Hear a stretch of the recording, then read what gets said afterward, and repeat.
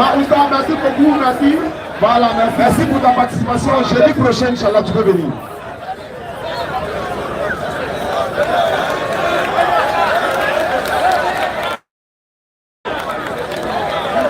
Ok, bonne arrivée. Bonsoir, toi. Micro. Micro, s'il vous plaît. Ça, c'est le dossier d'Aka. Ah, c'est mon dossier. Bien, bonsoir.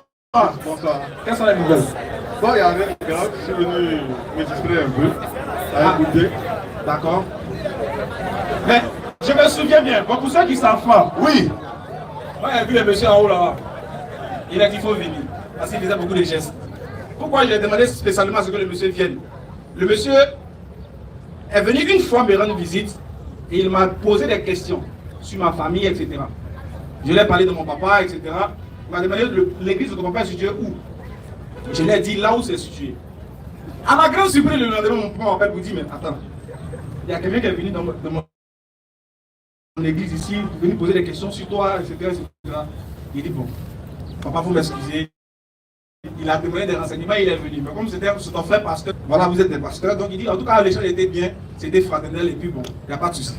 Et après, le monsieur, en partant, il m'a laissé un livre. Le monsieur m'a laissé un livre. Et quand j'ai reçu le livre, après, tellement j'étais beaucoup occupé, je n'ai pas pris le temps de lire le livre comme je dois. Un jour, dans mes balades sur Facebook, j'ai vu le monsieur dans un forum ici, avec Dominique, à qui j'ai lancé un défi. À qui on cherche d'ailleurs, mais je lui ai lancé un défi, mais il s'est défini. Donc, dans le forum de Dominique, le monsieur disait qu'il a donné un livre aux musulmans. Les musulmans ont lu. Comme ils ont vu la vérité, voilà pourquoi aucun musulman ne l'a appelé pour le défier sur le livre qu'il a écrit. Donc je me suis rappelé en même temps que le monsieur m'avait donné un livre. Il dit ouais, là, il a failli avoir raison parce qu'il a exactement donné un livre. C'est censé lire. Mais nous on n'a pas lu. Mais il est venu faire croire que nous on a lu, on n'a pas défié. Il dit bon Ismaël, le monsieur a raison. Donc qu'est-ce que tu fais? Lis le livre. Donc j'ai pris le livre, j'ai lu. Et quand j'ai fini de lire le livre, c'est que l'introduction au verbe livre là, première introduction, il y a faute dedans. J'ai appelé le monsieur, il dit ben, ton livre que tu as mis là, moi je te mets au défi que tu t'es trompé sur. Et que si l'introduction est faux, c'est que le livre là même là, c'est bon. Il n'y a plus besoin de lire la suite. Et le monsieur a dit, j'ai dit, il te lance sur le défi. Le défi sur ton propre livre, pour montrer la fausseté de ton propre livre. Parce que tu as parlé du prophète Mohammed alayhi salatu wa salam. Et dans son livre, le prophète Mohammed ne conduit pas au salut. En d'autres termes, le seul salut prêché dans le Coran, c'est Jésus-Christ. Le monsieur est là. Alors moi je le dis, c'est faux et archi-faux. La Bible est là, le Coran est là. Et le scanner est ouvert. Le scanner est ouvert. Je défie le monsieur sur son propre livre. Ce soir, est-ce qu'il est prêt à en découdre avec moi? Blague ce matin là. Bon, on va écouter quand même le frère. Voilà, s'il voit qu'il est là aussi là, on peut prendre sa édition spéciale jeudi prochain. Ah, vous ne voulez pas? Allez-y alors. Allons, ça alors. Donc, laisse-le, mets-toi en l'aise, toi. Ok, on vous écoute. Bien. Ok. Bien, je salue toute l'assemblée. Que Dieu nous bénisse tous au nom de Jésus. Et qu'il nous bénisse aussi au nom de Mahomet. C'est déjà une erreur encore, mais c'est pas grave. C'est une erreur. Donc, pardon. Et dans le livre, il était musulman, je vous le dis. Hein. Le livre de monsieur, il a étudié l'islam du début jusqu'à la fin. Il maîtrise l'islam dans le livre.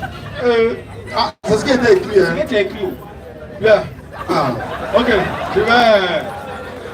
Ismaël a pris le temps de me présenter, de dire les choses telles qu'il les a senties.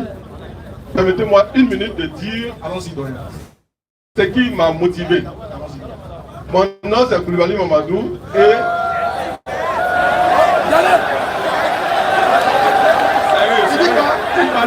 Koulibaly Mamadou. C'est pas bon,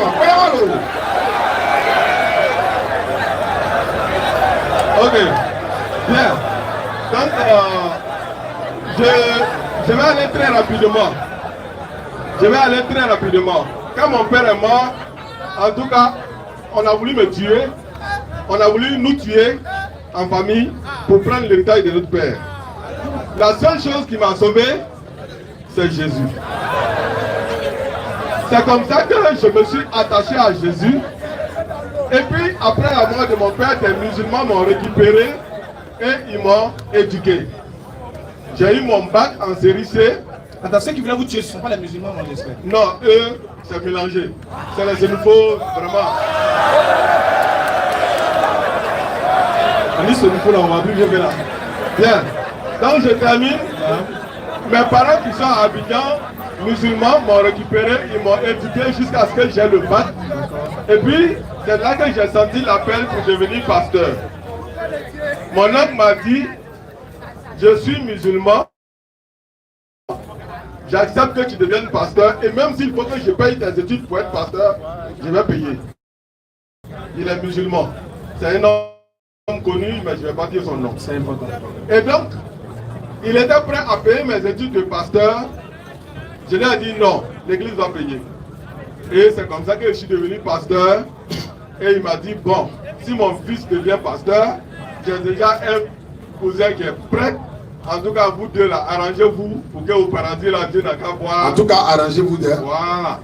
Donc c'est comme ça que j'ai commencé à étudier le Coran. Je dis, bon, si mon papa croit au Coran, celui qui m'a éduqué là, s'il croit au Coran, il faut que je monte dans le Coran, que je lui montre dans le Coran comment on fait pour aller au paradis. Maintenant, on fait comment? Et c'est comme ça que j'ai étudié le Coran, sans connaître l'islam vraiment. J'ai étudié le Coran. Et dans le Coran, j'ai vu que selon le Coran, il faut croire en Jésus pour aller au paradis. C'est sur cette base-là que moi, Ismaël Aka, Voilà. qui a quitté le christianisme, devenu musulman, c'est sur cette même base-là que je vous défie. Montrez-nous comment Jésus peut nous sauver, nous musulmans, dans le Coran. J'ai besoin de ça. Avec les versets à l'appui. En 5 minutes, je vais vous éclabousser. Je suis modérateur. Voilà.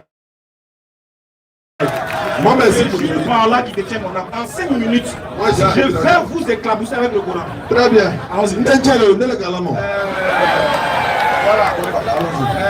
Je n'avais pas voulu mettre le Dangoro dedans. Non, je ne suis pas dedans. Non.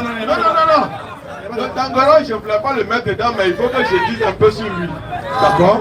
Le Dangoro a volé notre fils. À nous, les pasteurs, il a fait fils d'imam. Donc le Dangoro, il a envoyé même, ils sont allés à la télévision, j'ai vu ça, j'ai dit, yeah, le Dangoro, il a échec comme ça. C'est Allah qui a amené. Donc, Ori, tu es en face du fils. voilà. Hey. Je récupère le fils. Allez, Jésus. Le fils me prend. Il n'y a pas de souci. Ici, là. Bien. Donc je ne vais pas aller loin. On va commencer par le commencement. Moi je commence par Bismillah Rahman Rahim.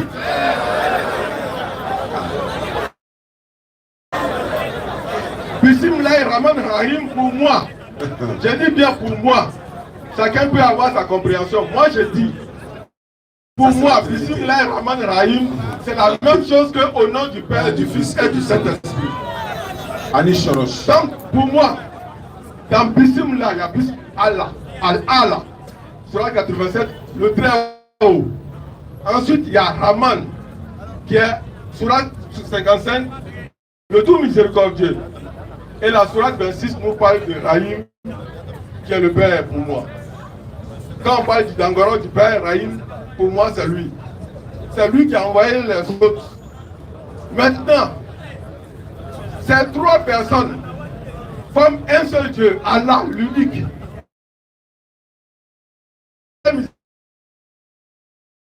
Miséricordieux, sont tous les trois un seul et même Dieu. Et c'est ce seul Dieu-là qui peut nous sauver. C'est ce seul Dieu-là qui est médiateur auprès de lui-même, parce qu'il est en trois dimensions que les musulmans n'ont pas encore vraiment compris. Pour moi, la troisième dimension qui sauve Rahman, le tout miséricordieux, c'est lui qui est devenu Jésus. Quand tu lis dans la sourate 19, on demande à Marie, sourate 19, vous pouvez positionner. Il va nous montrer. Sourate 19. Dans le verset 26, je pense, je peux me tromper du verset, il a dit, Marie a entendu l'enfant lui dire, mange, bois. C'est faux. Si quelqu'un te demande, C'est faux. on va lire le verset, comme je ne suis pas musulman, je ne connais pas les versets. Non. Voilà.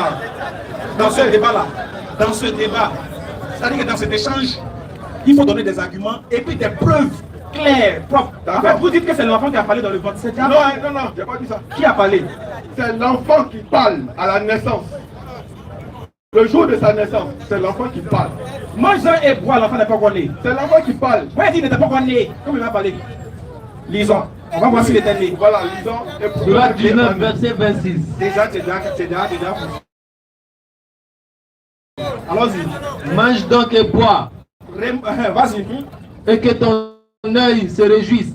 Si tu vois quelqu'un d'entre les gens humains, dis-lui, assurément j'ai voué un au tout miséricordieux. Elle a voué un jeune à qui? Qui est en train de parler à Marie? C'est l'enfant Jésus. On va continuer la suite. Oui, pourquoi le contraire? Allons-y, la suite. Je ne parlerai donc aujourd'hui à aucun être humain. Continue. Puis elle vint auprès des siens en le portant le bébé. Ils dirent, oh Marie. Voilà, jusqu'à là, le bébé n'a pas encore parlé. Hein. Voilà où le bébé va parler maintenant pour la première fois. Vas-y. Tu as fait une chose monstrueuse. Déjà, ce sont les gens qui sont en train de dire à Marie, tu as fait une chose monstrueuse. Pourquoi? Dieu dit à Marie, il faut vouer un culte au tout miséricordieux. Tu as voué un culte au tout miséricordieux. Ne parle pas aux humains. Il faut faire le jeûne de la parole. Parce que l'enfant que tu as mis au monde, là, lui-même va témoigner à ta place. Même si Marie vient dire aux gens, j'ai été enceinte par la vertu du Saint-Esprit. Ou bien c'est Dieu qui m'a donné le bébé. Qui va la croire? Qui peut croire une femme qui vient dire qu'elle est tombée enceinte seule? Voilà pourquoi Dieu dit, il dit l'islam, c'est pour les intelligents. Dieu dit, faut te taire Marie. Mais quand tu vas arriver vers eux là, ils auront la confirmation que cet enfant là, tu ne l'as pas eu d'un homme. Continue mon frère. Sœur de Haroun, Oui. ton père n'était pas un homme de mal. Voilà que les gens sont en train de blâmer Marie maintenant. Vas-y. Et ta mère n'était pas une Il prostituée. dit, mais ta mère n'était pas une prostituée. Vas-y frère. Elle fit alors un signe vers le bébé. Voilà, Marie maintenant fait un signe vers le bébé. Elle a dit. Il dit, Et puis les gens lui disent maintenant. comment parlerions-nous à un bébé au berceau? Mais comment nous des hommes, tu veux qu'on parle à un bébé au berceau? Est-ce que le bébé peut parler? Vas-y. Mais le bébé dit, Voilà où le bébé parle maintenant. je Vas-y. suis vraiment le serviteur d'Allah. Ah, bébé l'a même dit qu'il est serviteur d'Allah. Toi tu dis que le bébé, c'est lui qui est Allah. Hey, toi tu dis le bébé là, c'est lui qui est Allah, c'est lui qui parlait à Marie. Oh, le bébé dit, je suis le serviteur d'Allah. Je suis vraiment le serviteur d'Allah. Je suis vraiment le serviteur d'Allah. Vas-y. Il m'a donné le livre Il m'a donné le livre. et m'a désigné prophète. C'est fini, bébé, il n'y a plus de débat. Si Jésus est prophète là, il n'y a plus de débat. Je peux mourir tranquille. Il n'y a plus de débat. Tu as me dit quoi encore? Je peux? Vas-y, tu peux.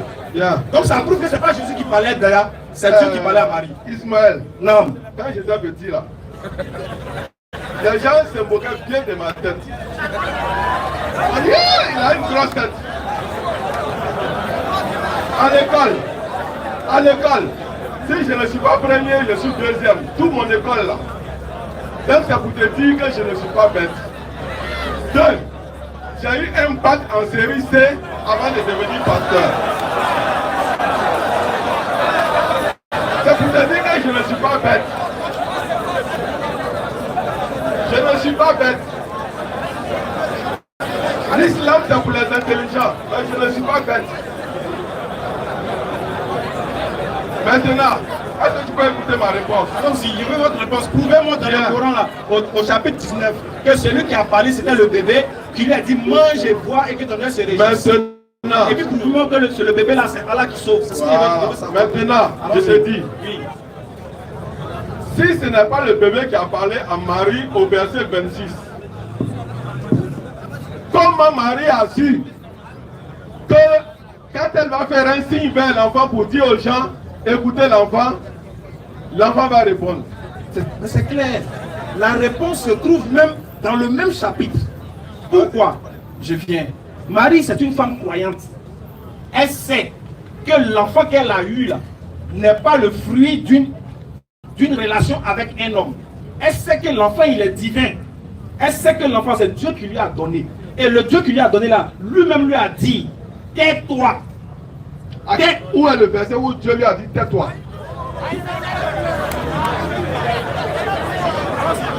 On va lire le verset 18 de suite. On va commencer là-bas, puis on va comprendre. Elle dit, Oui. Je me réfugie contre toi. C'est-à-dire, Dieu va envoyer l'ange Gabriel d'abord, hein, qui va se présenter à elle sous la forme d'un homme parfait. Regarde ce qu'elle dit à l'ange Gabriel. Vas-y. Je me réfugie contre toi auprès du tout miséricordieux. Oui, oui. Si tu es pieux, ne m'approche point. Vas-y. Il dit, l'ange dit. Je suis en fait un messager de ton Seigneur pour te faire don d'un fils pur. Alors, je suis un mec. Où je suis doucement, viens on va y arriver. Moi, je connais le métier, faire le chat. Rendez-vous jeudi prochain.